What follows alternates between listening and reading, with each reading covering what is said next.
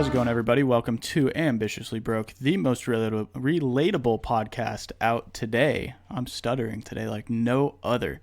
My name is Jacob Stiegel. And I'm Sam Mobley. Today, we are kind of winging an episode. Yeah. We will get into it a little bit more as we go, but we've had a couple really interesting circumstances with booking. Some of our last episodes. Yeah, our last guests and people like that, which will kind of bring us into our topic. But as always, we are going to check in with you guys. We're going to see how finances are going. We're going to talk some really random investments. Maybe we'll talk Tesla because they just came out with that crazy Cybertruck thing. And overall, we're just going to have a good time today for hopefully a half hour, 45 minutes. Give you guys something to listen to while you drive. So, yeah, how's your week been?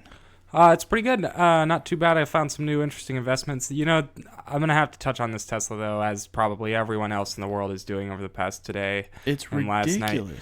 I don't really, I'll be honest, it did kind of grow on me a little bit, but it's still pretty weird. I don't really understand what their plan was. I know they were kind of going to that cyberpunk style, which is there's some of the games out in that world right now. But is it something that people are actually going to buy? When you look at it, do you think, wow, damn, I could totally see myself driving that down the street? Or is it just that's a cool concept car? That's the thing is I feel like I look at it as kind of a concept car, but there's such Tesla has such a fan base behind it that honestly They could release anything.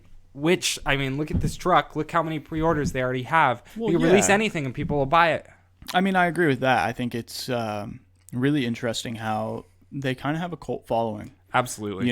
They have some serious diehard people. And it's a huge cult following. It's insane. They have people worldwide that would literally pay anything to have one of their trucks. Yeah. Or cars. Doesn't or matter what it looks, make. what it does. I saw that they had that electric ATV kind of thing, too. Oh, yeah. Which that actually did look pretty badass. That did look sick. Hopefully they release that at some point. Yeah. I mean, besides that, though, I don't know. I personally think the truck looks ridiculous. I mean, I agree. And I don't get the point. I don't get the point. But also, I kind of think all their cars look a little ridiculous. They do, but they still look consumer friendly. Yes. And if you saw the mock-ups of the truck that were rumored to be going around, it looked kind of like a Dodge or a Ford, and it looked badass. And the funniest part I've seen with the truck design is I now think their other vehicles look better. I think their other cars look. I looked at them normal. Right next to each other earlier today, and I was like, "Wow, the other Teslas look like normal cars now." Well, yeah. I mean, the thing is, if you really look at a Tesla, they kind of all look like catfish. Yeah, they all have a weird snooping nose kind of thing. Yeah, if you just see it real quick out of the corner of your eye, it looks like just a normal car. But if you really analyze how it's designed and all the perfect little shapes of it, there's definitely going to be it's a little interesting. It's a little abnormal design. I'm not saying it's bad, but it's just interesting. Yeah, and I agree. I think, the designs for all of them are pretty far-fetched. Mm-hmm. And if you looked at them when they first came out, it's whoa, this is cool, but it's still kind of crazy. This one, I think he's really just, fuck it, I'm going to put knocked it out of the park with the craziness. Craziest thing I can possibly think of. I mean, the guy hit the door with a sledgehammer. Right. And it was perfectly fine. But then they're promoting this bulletproof glass kind of thing. He throws a little ball at it and it shatters. But which you can tell Elon was pissed. He definitely pissed. Hopefully no one lost their job, but I bet someone's going to lose their job. The one thing I will say with the window breaking, though, is it didn't go through. So whereas a lot of car, if you pulled up a normal car that you pull off any lot today and threw a rock at it like they did, it's going straight through that window. But it's tempered glass. I mean, your windshield, at least, it's tempered glass, so it's meant to spider web and stick. Mm-hmm. So I think really it's just that kind of same thing. He's just making it we have bulletproof glass. Right. I mean, maybe, yes, in all reality, it will be bulletproof, but at the end of the day, this one wasn't. That one was not. It was definitely and maybe a bit should embarrassing. Have held back on that test. Yeah, I mean, and definitely shouldn't have done the second window after the first one didn't work. Yeah, I mean, the guy was like, you want me to throw it at the first one or at the second one? He was like, yeah, sure, go for it. Yeah, go for it. But yeah, it's really interesting. I think it's kind of funny how they're just really, I mean, it's the most bizarre looking car I think I've ever seen. Yeah. Even out of concept cars. Absolutely. The one thing, though, that really, that it took me a little bit to realize, but after really thinking about the release, there's big electric car company for off-road vehicles called Rivian. Dude, Rivians are sweet. They're sweet.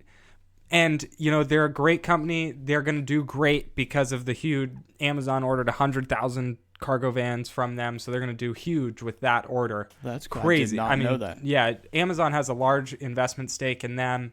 And they did an order of 100,000 cargo vans to replace their current delivery vehicles that I think 2024 or something. But that's cool. The Tesla truck just took Rivian's entire market, because with the Tesla triple motor, you've got a greater towing capacity. Yep, you've got a greater towing capacity. You've got a longer range, and you've got the self-driving, which unfortunately Rivian has none of those. Hopefully at some point they do, but the Rivian looks incredible, and they're so sick. They're so sick. I remember at the LA Auto Show, my girlfriend and I went and saw the Rivians, and were just floored. I would have put it was $100 for a deposit at the time. Yeah, I was so going to do it, but then I looked at it and was like, yeah, I don't know. I'll see when they come out. 'Cause, you never know with those kind of things. Change. They're kind of like they're like an electric. The SUV one reminds me of like an electric Range Rover. That's kind of how I see the SUV it's kind of like a Ford Explorer size. Yeah, is what it looks like. Yeah.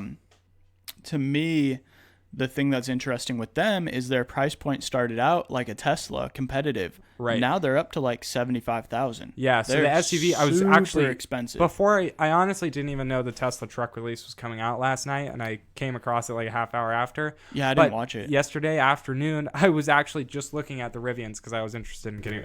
I don't have the money to get one right now, but at some point. But I was looking at them, and the truck is still. The base model truck is $59,000 and their SUV is $79,000, whereas the Tesla's base model truck is crazy. What was it? I think $39,000 plus a $7,000 tax credit on top of that. I mean, they're definitely, making it worth it. I just think at the end of the day, it is the most bizarre looking thing I've ever seen. Absolutely. And yes, I know the market is there. I know people are going to buy it. It's going to be something that you will see. And I totally agree. But it's just so far out there that it's one that you're like, is that really where we want cars to go? Like, it reminds me of like a 1990s video game car. Absolutely. I mean, I saw quite a few funny memes around it that I'll have to post on the website, but they're pretty good. Yeah, I mean, it's definitely got the hype though. That's the thing is Tesla. Anything with Tesla is gonna get some big hype. It's going to. They got the big marketing behind it. I mean, the secrecy there is crazy, so it makes everything that they do so much more amplified. And honestly, here's the thing with this design.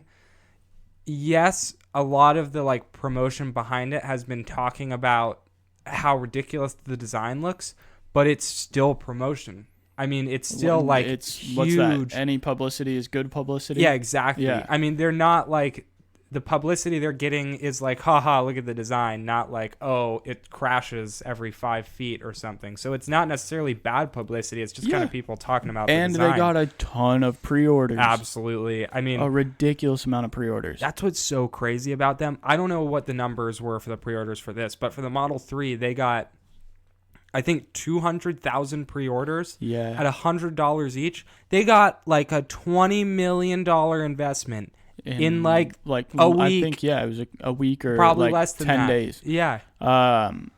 It's crazy, man. I mean, in all reality, it's so just bizarre. The world today is just bizarre with all the technology, the car market, the phones. I saw Motorola's coming out with the new Razr, and it's all touchscreen. It's gonna be sweet. The new Razr. But at the same time, it's just like everything's kind of reverting back to the '90s, is what it seems to me. It's pretty funny. Like early everything's 2000s. kind of goes in its ways and its trends, and I feel like the trend is kind of repeating itself now from like old trends, like you said, from the '90s or something. It's ridiculous, but to each his their own, I guess. At the end of the day.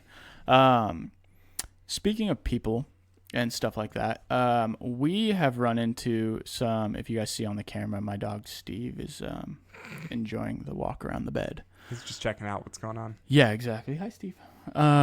Anyway, we've had some really funny run-ins with people in the past week or two. Mm-hmm. scenarios where we've tried to book some people on the show for you guys so that it's not just Sam and I's ugly mugs here on the screen. We try to bring some interesting people in. Yeah. Which worked pretty well in the beginning. We've come to notice a lot of people are, I don't want to be mean and say like full of shit, but a lot of them will talk a big game really quick. Right. Until it comes to the time of like, put your money where your mouth is.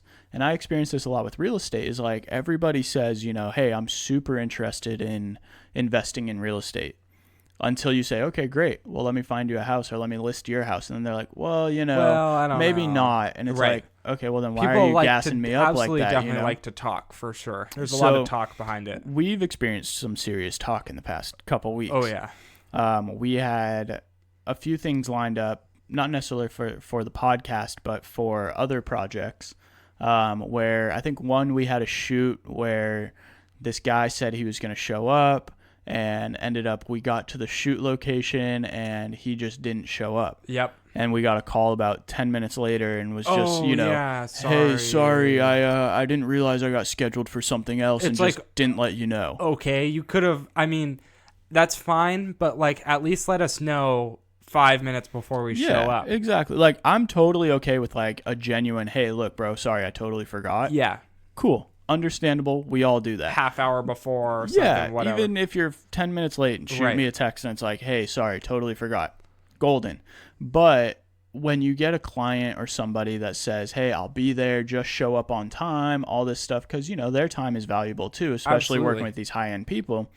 And they kind of blow you off or leave you hanging a little bit. One, I felt really stupid. Yeah. I mean, it's more like, for me, it's worse when you have to like call them and be like, hey, is this like still happening? Are you coming? Or Are you not? Right. So one thing I think that we really want to touch on for the younger audience and even some of the, you know, of our listeners that might be a little bit older and stuff, maybe a reminder to them is like, reputation out here means everything. Absolutely. And your word goes a really long way, especially in entertainment, radio, and I mean, videography. Being on time, being at least, I can't think of the word, but just like staying on top of what you're doing and telling people what's going on in the situation is important. Yeah, because if if we have a shoot and say we're shooting a Nike commercial and, you know, the talent's supposed to be there and we show up, and we just don't show up. Yeah. They'd be like, what are you doing? They're going to say? They're going to be like, are you effing kidding me? Right. Like, you're fired, number one. Yeah, number exactly. two, never going to work with you again. You just wasted our time. Huge. Yeah. That cost us so much money. I mean, the issue is when you like plan for time, you plan like to set an hour aside, you plan to set this much aside. But again, the other issue is like, not only are you setting aside just that 1 hour to do that thing, you have to like not do something for 2 hours before because something can't go over, and you can't plan something for after because you don't know if that's going to go over. It so takes up a whole day, which is the issue. And that's what people don't understand. Like, yes, we're young and yes, we're ambitiously broke. But time is one of the most valuable things we have.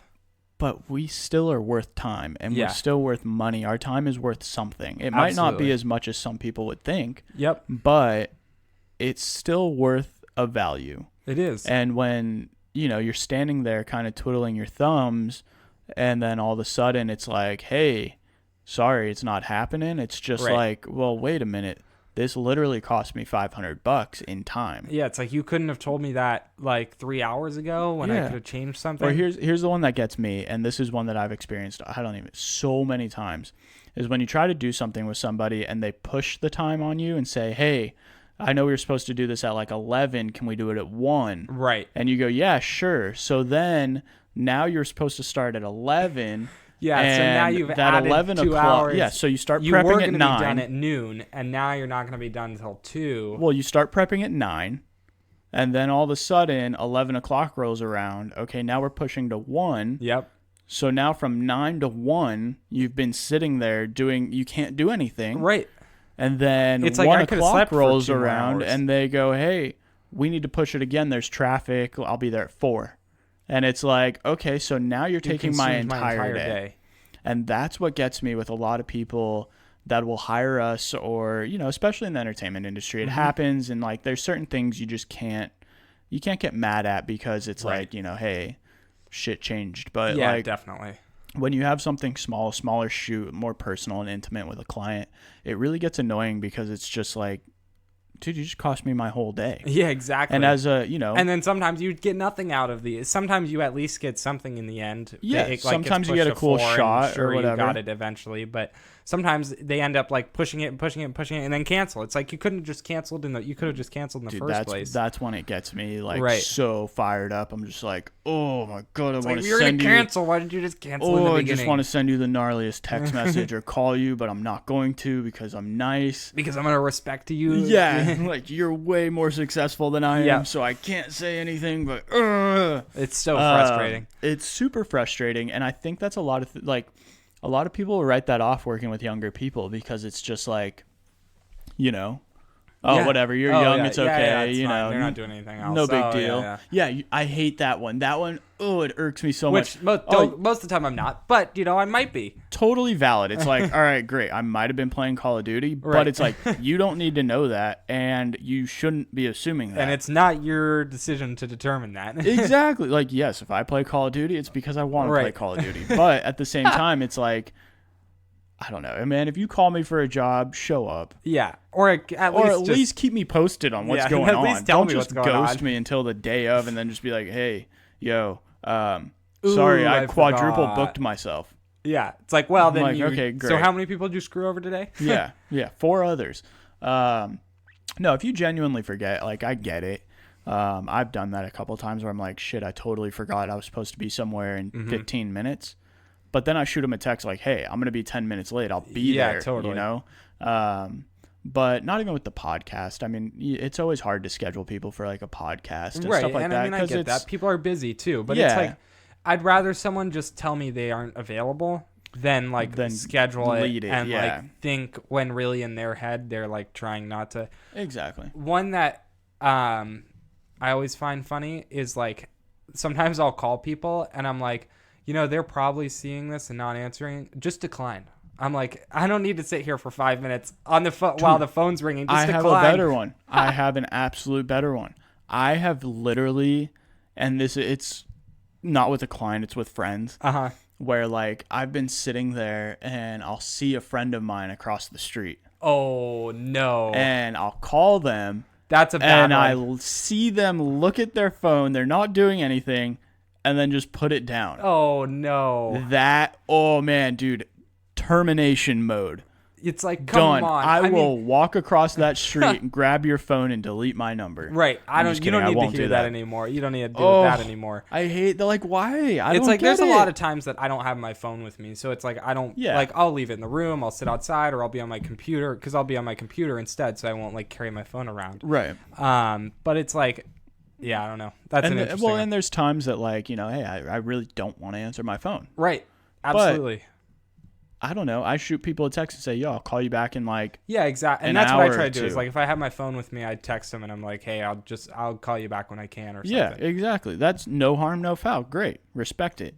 I had one today, totally different kind of thing, but on the respect side of it where, you know, and it kind of goes along with the same thing we're talking about where if someone offers you a job, it's really hard for me. Like, I have a really hard time saying no to people. Yeah, I feel that too. Definitely. Because of how we've kind of grown up in the industry is like, you take every job you can get. Yeah, you just always do it when you can. Yeah, because like, hey, today you might be an accountant. Tomorrow you might be driving trucks. Well, and a big one for me that I don't like turning stuff down is I don't want someone to be like, oh, they didn't want to do it last time, so I won't do it, so I'm not going to call them again. Or, oh, they kept turning. Even like hanging out with people, it's like, if you're like starting to make new friends with someone, I always try, anytime they invite me to do something, I try to do it if I'm available. No matter what it is. Right.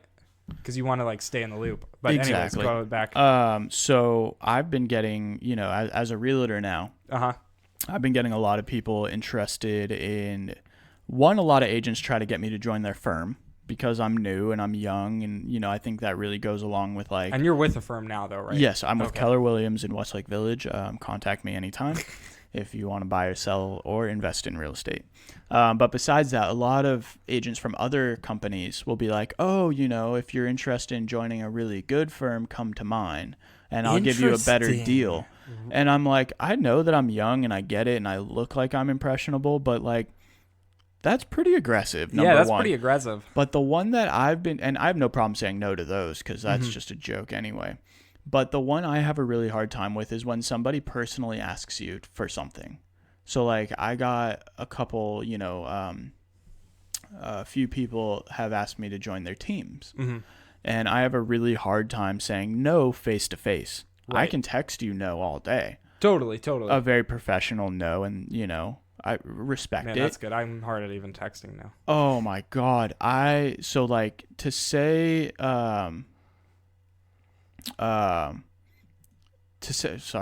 text came up on my computer. So I was reading it and then I lost what I was saying. You lose your train of thought. No, so it's been really difficult for me. So somebody had asked me to be on their team, and I was a little bit, did the usual, let me see if I can in my schedule, right, kind of thing, because I didn't know, I don't really know what it's all about. So it's like, okay, maybe that'll be a good business venture for me. Maybe it won't. Maybe meet some people. Or get some contacts. But then I learned what it was about and I understood it and I had to turn it down. Okay. And it wasn't one of the things where it was like anything against the other person. It was just for wasn't me, gonna work out. For me right now, I think I owe it to myself to really see it through as an individual and see what I'm capable of. Right. So I had to sit down with them physically and say like, hey, look, I don't want to lead you on. I don't want to leave you hanging. Like, I'm really busy. Yeah. And I think, I really owe it to myself to see all this through. I put a lot of work into this and I really want to get a client on my own. And then maybe somewhere down the road, like, we can partner up. Right. Who knows? But it was something for me, like, dude, I had to sit down and really think about it. I was like, okay, what am I going to... I was stressing. I know that. Like, what am I going to... I felt like I was quitting a job. And there's a lot of situations in, like, a lot of different areas that I feel like I've gone through, like, situations where you really stress about making that decision, really stress about, like, what the result is going to be. Yeah, like, are they going to be mad? Are they going to respect it that I'm being, like, upfront with them? Right. Or are they going to be like, fuck you? And that's what I was really worried about, especially being new in this industry. I don't want to burn any bridges straight up.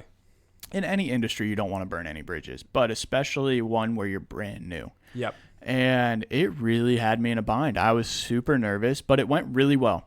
They respected it. They were like, look, I appreciate you coming to me and just telling me straight up face to face. Like, big props. Yep. So it worked out at the end. And that's the thing is a lot of times, like, just being straight up is like gives you the respect that people will eventually like respect.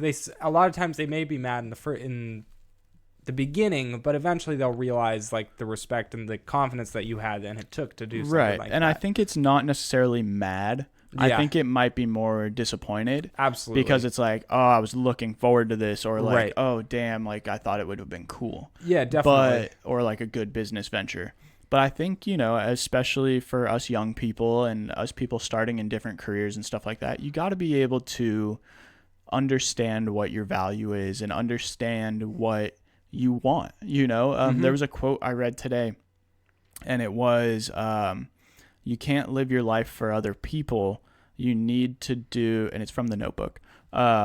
Really great quote movie. You need to do what's best for you, even if it hurts some people you love. And, and that kind of, I understood it because it's like, okay, yes, the people close to you and the people that want the best for you will understand what you're doing. Right. They'll be like, look, I respect your hustle and I respect your grind. I know 100%. What you want. I know what you do and I know what you want in the end kind of thing. Like I see the outcome of it. So that was one of the things where like this person saw that and was like, I respect it. I know what you're doing. Like, fantastic. Yep. And it was great. The people that don't respect it are the people that you don't want to work with anyway. You know what I mean? Those are the people that's not someone that you want to be involved with in the end. Yeah. And eventually. So I thought it was great, and I thought it was a really good learning experience. Mm-hmm. But damn, it had me nervous. I know. I feel that for bricks, sure. For sure. It's getting over that nerves and just sometimes just like you got to go for it. Yeah, and I think it's something that we can all kind of learn from is that you have to be able to say no. Mm-hmm. You have to. It's a very important thing, and it's very hard in a lot of situations for me. And I'm like, I haven't even mastered that situation necessarily. But me neither. This was kind of the first time I've ever said no to something, and like, I mean, you know how it is. Like, you know how I am. I'll say yes to anything. Right. Shit, accounting job? Sure. Yeah, why I'll not? take it. Let's do it. Texas? Sure, I'll take it. Move to Croatia? Sure, we'll why do not? it. What the hell? Want to go shoot in a hotel room? Sure. Okay. But this was one that I put and my that's big boy important. pants it's a on, learning and experience. I kind of felt, yeah, totally. 24 now. I was like, hey, powerful. I got to start I getting said some no. big business going, I guess. I said no for the first time.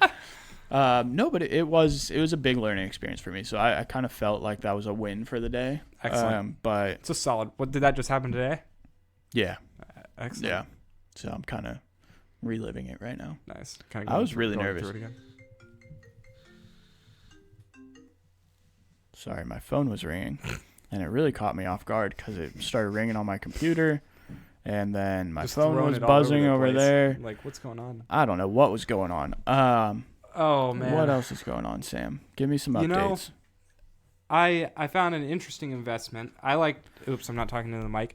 You're good. Tell me about it. Today, by the way, I feel like today's kind of just a fun show. We're getting close to the holidays. It's late. Everybody's tired. So we're just going to ramble. For anyone out there that loves buying stuff on sale, there's this great website called thrifter.com that tells you about all the top sales. So for all those Black Friday shoppers, definitely recommend that. Not even an ad. Just love it. I go on it every day. But this interesting investment that I've got it's called, I use this app Robinhood to do like some basic investing, just kind of fun stuff. But I got this company, their stock quote is DERM. It's Dermira. It's a pharmaceutical company, which, a lot of people don't like pharmaceuticals. And honestly, a lot of their companies probably are a little corrupt, but mainly only in the opioids sections. Anyways. So you're basically saying you're investing in the opioid No, because these guys don't do that. Okay. These guys don't do that. That's good. Sorry, my chair's really squeaky today. Anyways, they've got a 90% buy rating, and they have an estimated, their current price point is $8.61 per share with an estimated $29.80 in the next 52 weeks. So it almost triple in price. That's crazy. Yeah. So right now I only have $100 in it. But, in 52 weeks, that might be $300. Hey, there we go. I made an investment. Okay. Different type of investment. Uh-huh. But I actually made an investment into a piece of art. Excellent. So I showed you the piece you showed the other day, and I finally got it in the mail. So I bought a limited run on a print, 18 by 24 print from Cleon Peterson, something like that. Yeah. And it was called. You should get it framed. You should get it like professionally framed, because then that'll keep it well, and then you can. I heard a lot of it. I heard high-end collectors don't want it. Want it in the tube. Really?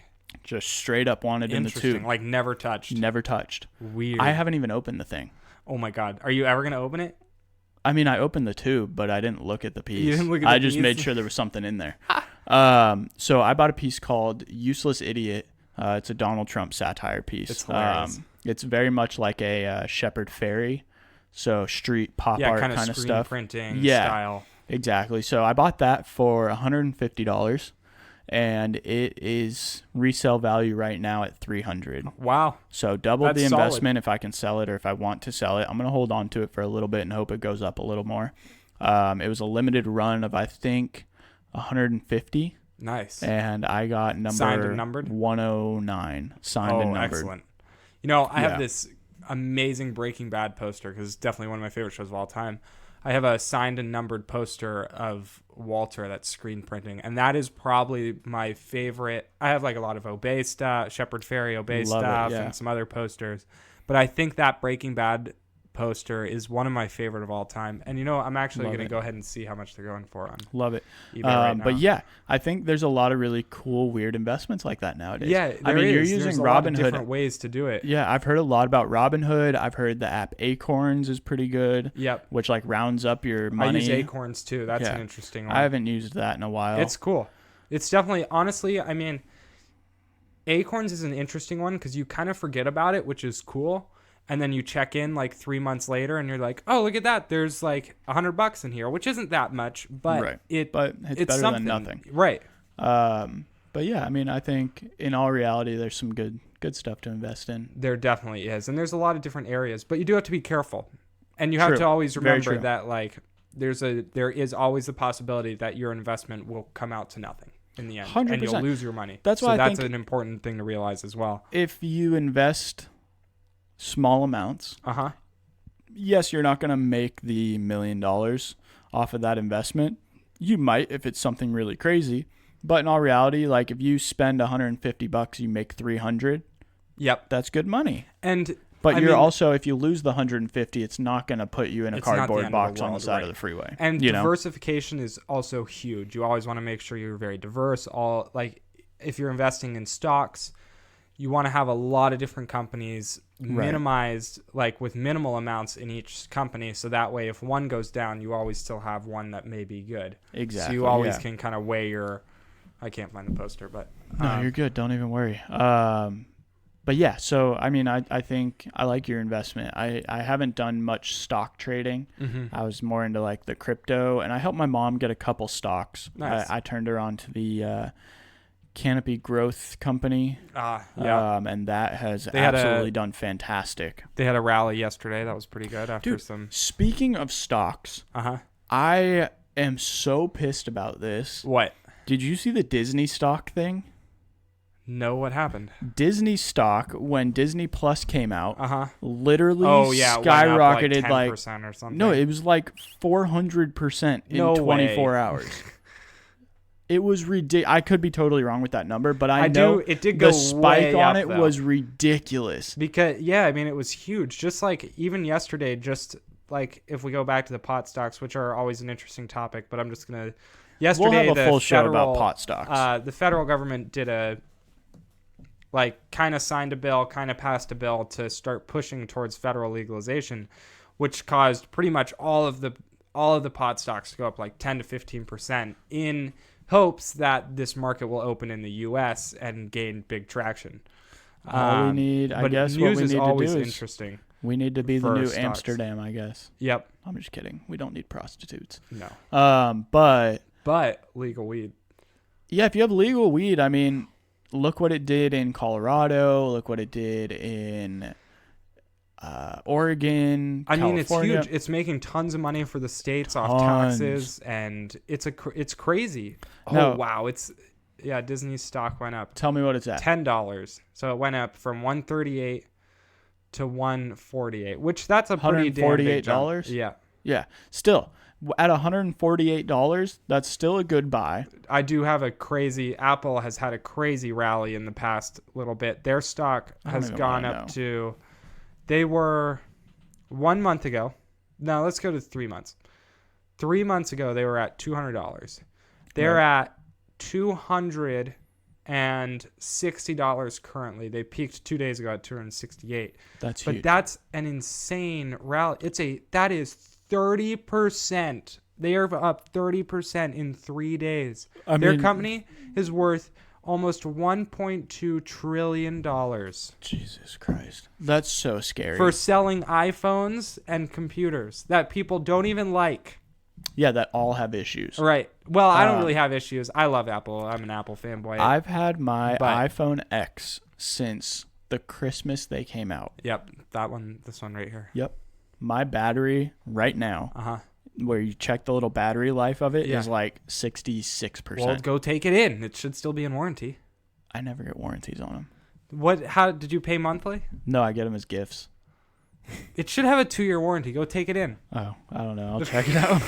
But that's the thing that gets me is the batteries always die so fast, and it's really annoying. Now they're hard to replace. They've made it harder to replace them, too. Well, with the double glass and all this stuff, I've been through 5 screens on my phone. Oh, yeah. I just had this one. I had my back and front replaced. The other day, I was walking. So my house, for the listeners, to paint a picture, is a 2-story. It's like 2,600 square feet. But anyway, I was walking, and the stairs kind of do like you walk up, and then there's a little flat part to the right, and then you walk up another set. Kind of like a flight of stairs in an office building. Yeah, exactly. Yeah. So I was walking down them the other day wearing some socks, and I have wood floors. So I'm walking down. I make it down the first set. Second set of stairs, I'm like 3 steps in, and I slip Oh, no. I was on the phone, and I launched my phone straight up in the air. Oh. And it lands smack face perfect down. Face down. Like, did it break? Clapped. It was shattered. Oh, but no. The phone was still on because I was on the phone. Right. So, like, I was on the phone with my brother, so I hear him on the other side of the line, like, hello, hello. Hello. And I'm like, dude, I don't have a screen anymore, so, like, I can't hang up. I can't do anything. So the screen was black, but it was still, like, powered on? There were chunks of the screen missing. Oh, my gosh. And the power was still working somehow. That's crazy. I mean, I guess it makes sense, but hilarious that you couldn't see anything, but we're still talking. Yeah, I mean, thank God for the Apple Watch. I was like calling people off my watch because I was working. And yeah, I was waiting like, for it to come back. You know, what am I supposed to do? I'm sitting here like, hello, hello, you know, what? hey, how calling you off my give me watch. 3 hours to scroll through my contacts. Yeah, exactly. It was ridiculous. But yeah, Apple and Amazon are going to own the world, honestly. It's kind of crazy. Oh, yeah, absolutely. I mean, they are. Apple, Amazon, and Tesla, I guess, are going to rule the world. Yeah. And Google. Hopefully, and Microsoft. Hopefully, Facebook gets out of there because we don't really like Facebook. But I heard Apple just opened a big office in Texas. Yes, where they're going to start manufacturing the new Mac Pros. It's interesting. They're in Austin. So, they're in Austin. Now, from a realtor's perspective, Austin houses are relatively cheap. Mm-hmm. You can get a pretty good sized mansion out there for about $650,000 in Austin. Damn. Or just outside of Austin. Because they've got definitely low prices in a lot of different areas. But they have pretty heavy property tax. So my thing is, do you start just buying places? Honestly, I think at this point it's too late. You needed to be in 6 months ago before the news really popped that they were coming in. Well, but also I think Texas right now is going through such a revamp with like the HGTV shows that are like Flip This House and, you know, House Hunters and all this stuff. And like, Texas is an very interesting state. Magnolia kind of has the corner on that because of, you know, their TV show. They made so much money. In Waco. Yeah. But it's one of the things where it's like, God, I would have loved to have gotten a house for like $60,000 out there and fixed it up and have it be worth, you know, $200,000 now. It would have been crazy. Such an investment. I mean, that's the thing is like, it's incredible. A lot of that, even if you rented it out for then when it's worth $200,000, you rent it out now. That's still a huge investment in that. It's crazy. Area. A buddy of mine just picked up a house out in Waco, $118,000. And his mortgage is $725 a month or something like that. That's a car payment. Which is okay. That's a high car payment, but I know a lot of people that pay that car payment. That's a car payment. That's less than a Range Rover lease, less than a Tesla, less than a BMW. And you get a house. You get a house for less than a car. It's crazy. I mean, my Tacoma's $336 a month. So I don't know if I could probably get a real dodgy house for a Tacoma. You could get something though. I mean, that's scary. Maybe a plot of land. Yeah. I have a plot of land. You do? Yes. Interesting. In New Mexico. That's fun. 2. And they're worth nothing. Where are they? Are they near a city? Rio Rancho. Interesting. So they're right by the new Netflix studio. Ah, very nice. But like, I think our property taxes are like literally $5 a year. Are they like an acre? Or are they big? Or I think I want to say like a half acre or an acre each. Nice. They have electricity. So like, that's a plus. They're the only lots that have electricity there. That's a plus. But if you Google Maps this thing, it's like, all right, here's a big wasteland. Somewhere in the middle is our little half acre. Lot. So if anybody wants to go camping, I have vacant land. Excellent. Yeah. You can rent it. $20 a night. $5 a night. You're in the middle of nowhere. No, but yeah, there's so many interesting little places now that are popping up with like, it's cool. Apple going to honestly, Texas. I'd love to like at some point. I'd love to find one of these cool little towns and find a cool house in it later, like an up and coming town, like a Tennessee, Bend, Oregon. Oh man, I know a lot of people freezing during the winter, but it'd be Colorado. Be such a cool place. Colorado is some really Golden in Colorado is super cool small town. Where else? Detroit. A lot of people are going to Detroit. I don't know if I could go there. But, I don't know if I would go there, but I just don't know if I could deal with the weather in Detroit. I want to buy a house in Atlanta so bad. Do it. I love Atlanta. My girlfriend's father lives in Atlanta. We go there quite often. I just couldn't deal with the humidity. That's my issue. The thing, though, is it's not that bad. In Atlanta? Yeah. Interesting. It's not that bad. I mean, the cicadas are pretty gross when they come out. I've seen that, and it's pretty gnarly. But, like, Decatur, Georgia is so pretty. Where is that? Just right outside of Atlanta? Yeah, it's about, like... Cool. I haven't heard of that. 20, 30 minutes out of Atlanta. It's where the new Netflix studios and stuff are. Okay. And I want to say Tyler Perry's studio is close to there. Yeah. Man, those studios are amazing. Those new studios that he built are crazy. Oh my God, fantastic. They're monstrous. But they shot the movie Love Simon or whatever? Yeah. Something Simon. Yeah, I think it was, Love Simon, yeah. I think it's the letters. So they shot that there. Okay. The food's phenomenal. Everybody's super nice. You can walk and shop and do all this cool stuff. And it's gorgeous. Houses are like $400,000. You can buy, and the story of a lifetime. Her dad told me this the first time I had met him in Atlanta. Well, I met him here, but the first time I had seen him in Atlanta, he told me they were coming through and trying to revamp some of the areas. Okay. So you could buy a house for $1. What? $1. Oh my gosh. Or like $10. But you had to show funds to be able to pay the taxes for a full like 5 years. Gotcha. So you had to have a exactly. You had to be able to support remodel it, right? Yeah, they were all like unlivable. But could you imagine? That'd be crazy just to get the property. Oh my God! If you had lived there at that time, been like, okay, look, I'll buy this whole street. I'm gonna spend $700. Yeah, and get like 5, 6, 7, 8, 9, 10 houses. It'd be probably crazy. You could buy a whole street, and people did this. If you had the capital to be able to remodel all those, even just rip them all down, you could literally own a whole neighborhood. It'd be crazy. One day, and the money you'd have now is ridiculous. One day, once I'm no longer ambitiously broke and when I'm ambitiously rich, yeah. I'm gonna build an entire city, a small town, not a city, a small town, fully independent. Community. What? Pocket community. Yeah, is that what they're called? I don't know. No, pocket communities are when you buy like a 5-acre plot of land in the midst of a city and you subsection it into like houses. Interesting. So you basically build your own little city within a plot of land. I want to build an entire city, let's go back, a town that is entirely independent of, like, for energy and water usage wise, entirely independent of any other system. So what's the show on Netflix where the guy comes into Oregon with all the people? What is this? I want to say it's like Evil Genius or something like that. What? I haven't seen this. It was a cult.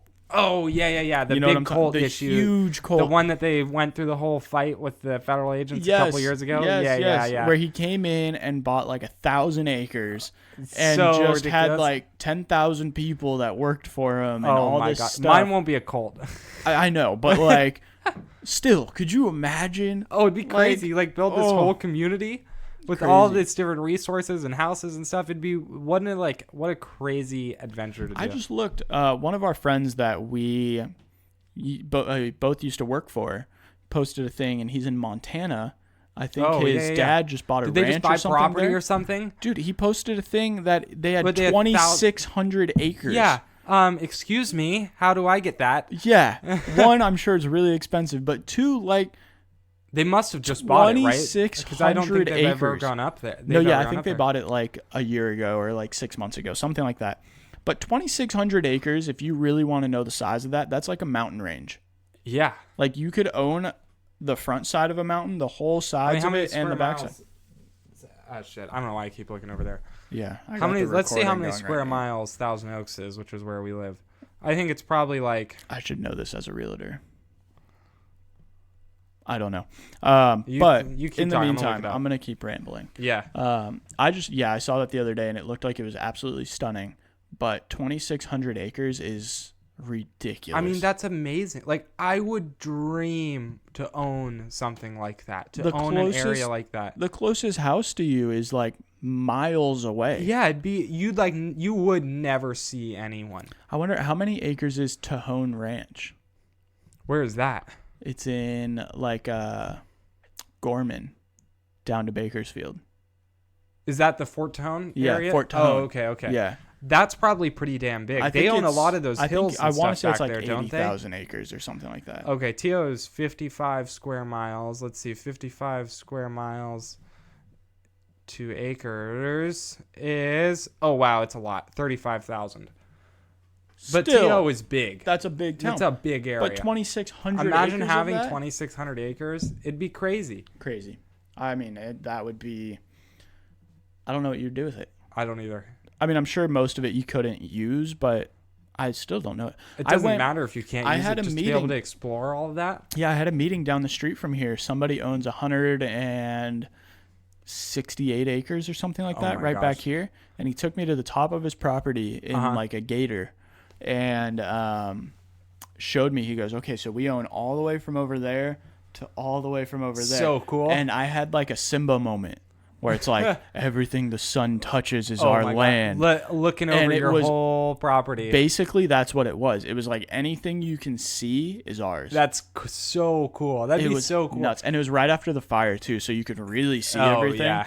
Crazy. In Colorado, there's a 14,000 foot. People call them 14ers, because there's a 14,000 foot mountain that you can purchase. I don't know if it's for sale now, but for a while it was for sale. You could purchase a 14,000 foot high mountain and own the whole thing. How high is Mount Whitney? 14,500. So you're basically buying Mount Whitney. Yeah, essentially. That's crazy. One day. I don't know if I'd ever get to the top because I don't really want to climb to the top of it. Yeah, that's a lot of walking. I'd have to build a road. That's beyond me, though. I know. What would you do with that? What would you do with a 14er? I don't know. I really don't know. Yeah, my mind's blown with that one. I found we were driving back from Laughlin, Nevada / California. There was a house out in the middle of nowhere, literally, and it's on top of a mountain. But it's this beautiful mid-century modern white, like looks like a spaceship. Perfect little house, yeah. And it was owned by a celebrity.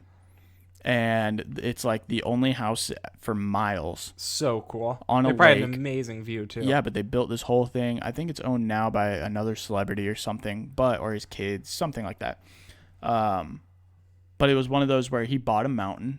And he just decided to develop it. Developed it. Yeah. And it was like his weekend home out in the desert. But for me, I was just like, what? I mean, you bought a mountain. That's for when we're ambitiously rich. That's beyond rich. That is like beyond rich. Beyond rich. I'm gonna buy a mountain one day. I just want to buy a house. I mean, yeah, maybe I'll live on your mountain. Okay, that's fine. How about that? There you go. Anyway, guys, I'll sell you a 1 acre plot in my 26. Yeah, acres. That would be fantastic. I would love that. I'll represent you buying your mountain. There you go. There we go. Then we'll both be rich. I think we can probably kind of wrap up here. Yeah, I think that's a good point. That was a good ramble for the day. We had some investment conversation. We had some real estate fun. A lot of just good conversations. Yeah, talked about the new Tesla. That was good. Yeah, super relevant too. So super relevant. I think the things to come out of today are: 1, respect your reputation. Absolutely. If you say you're going to do something, stick to it, or at least keep people updated on what's going on. Because again, out here, your word goes a long way. And I think that's really with anything, anywhere. It is. All I have to relate to is out here. But that's a big thing of being successful is, being respectful and understanding people's time. We talked about Tesla. We talked about investing. We talked about real estate, and it was overall a good episode. Good episode. Yeah. Smooth. It was fun. So thanks everyone for joining us for today. And we'll get some new guests on for some of the following episodes. We'll see you again soon. We promise we have some good guests. Yep. I have a good buddy who's a bodybuilder / Instagram social media guy. Yep. He will be fantastic. He's very, very smart. I have actually a good friend of mine who is a roommate of mine in college who just started his own CBD oil company. Awesome. So he's going to come That'll be cool. Before he goes to Oregon to start doing that.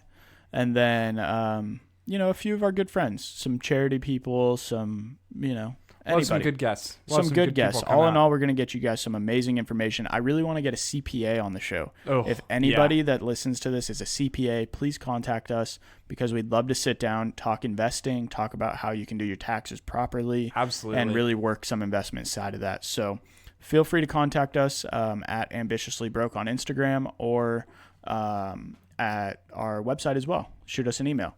Have a great night, everybody, and happy holidays. And thanks for listening. We will definitely hear from you before Thanksgiving, but still happy holidays. Yep.